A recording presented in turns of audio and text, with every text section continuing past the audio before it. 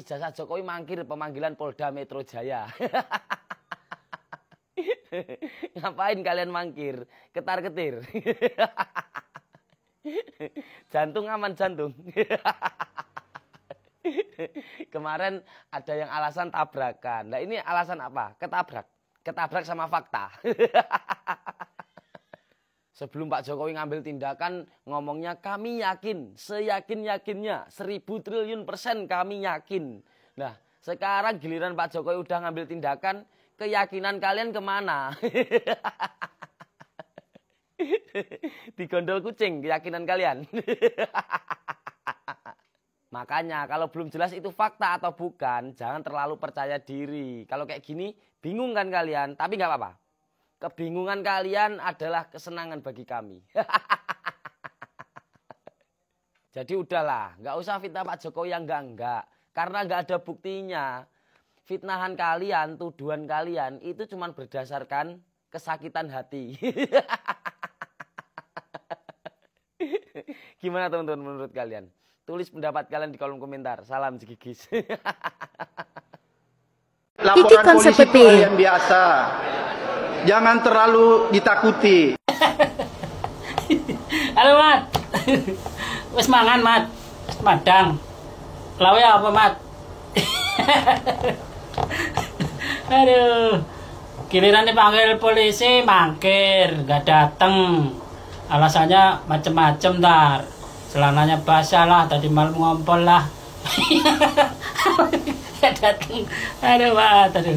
Saya suka pusing sama orang-orang begini. So yes, tapi giliran suruh ngadepin tuh pada ini, pada alasannya macam-macam. Gak datang, ada yang ngaku ditabrak motor lah, ada yang ngakunya saudaranya meninggal terus nggak datang lah, ada yang katanya masuk rumah sakit lah. Ini ada lagi nih, kamu juga nggak datang lagi. Terus ini gerombolan kamu itu maunya apa? Sama nanya coba, Mat. Ambo lah mau dewe karo ya, posting ini ijazah asli gitu ya. Tapi ternyata yang punya ijazah nggak mengakui kalau itu asli. Ya, kader partai itu. Ya, dia yang harusnya bisa kena itu.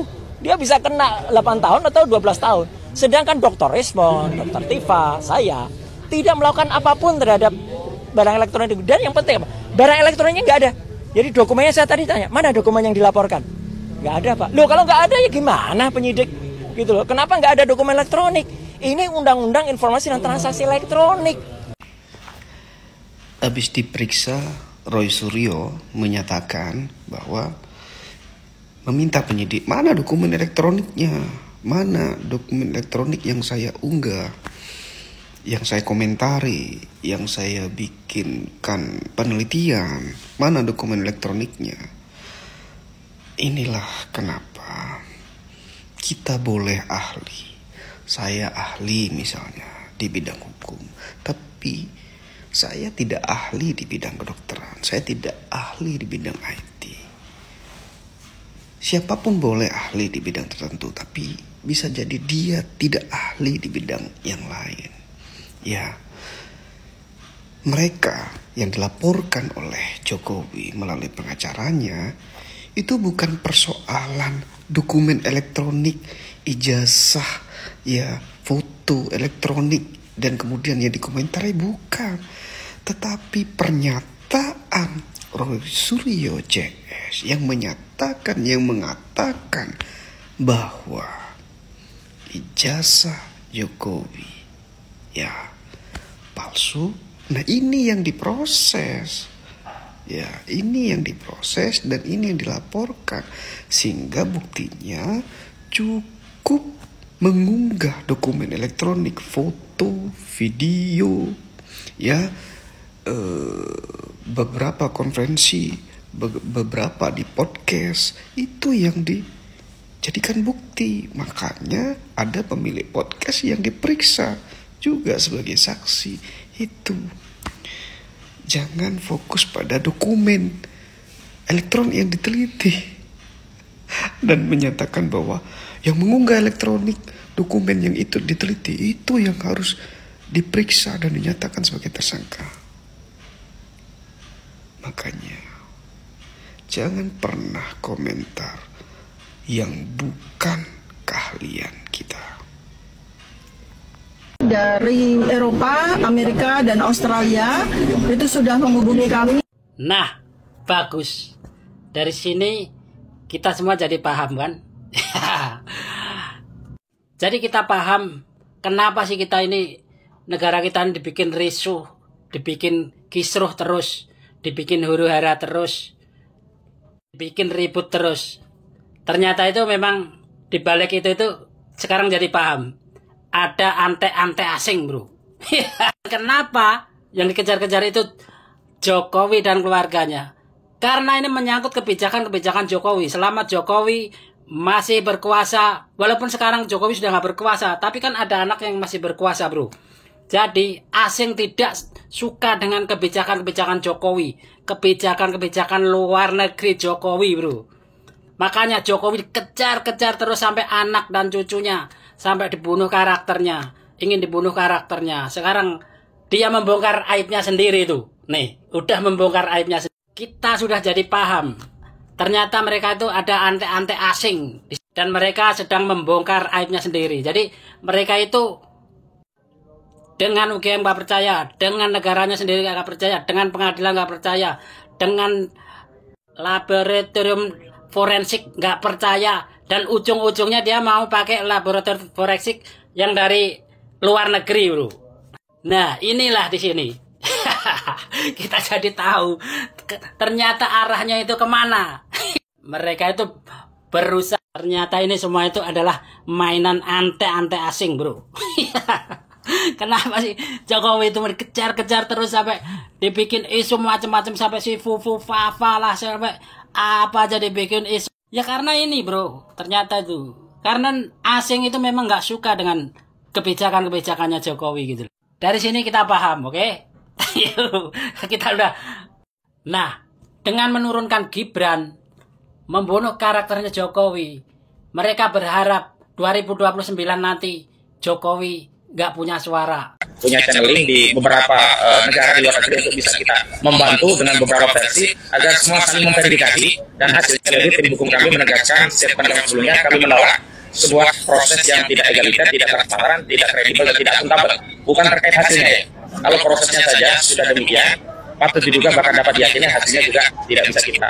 Ketika saya baru bangun tidur ya pagi ini, tapi Pak Roy Suryo, Dr. Tifa dan juga pengacaranya udah sibuk aja yang ngurusin perkara ijazah, dugaan ijazah palsu Pak Joko Widodo, dan menyeret nama dosen pembimbing Pak Joko Widodo juga. Makanya Pak Polisi, mbok ya dibawa toh Pak pengacara dan Pak Roy Suryo ini untuk mengadakan uji forensik. Mereka itu sebenarnya cuma lagi ngambek karena nggak diajak masuk ke labor gitu ya. Ternyata bahaya juga ya, luar biasa juga channelnya Pak Roy Suryo dan teman-teman, sampai mereka punya channeling gitu, channeling luar negeri.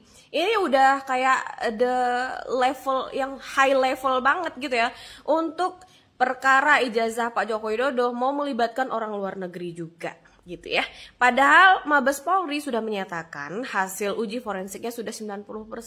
Tiba-tiba mereka mengatakan bahwasannya ini tidak transparan begitu, dan pengen atau berencana melibatkan pihak luar negeri. Luar biasa, cuma untuk menumbangkan Jokowi, mereka mencoba segala cara dan melibatkan orang sana sini dalam dan luar negeri.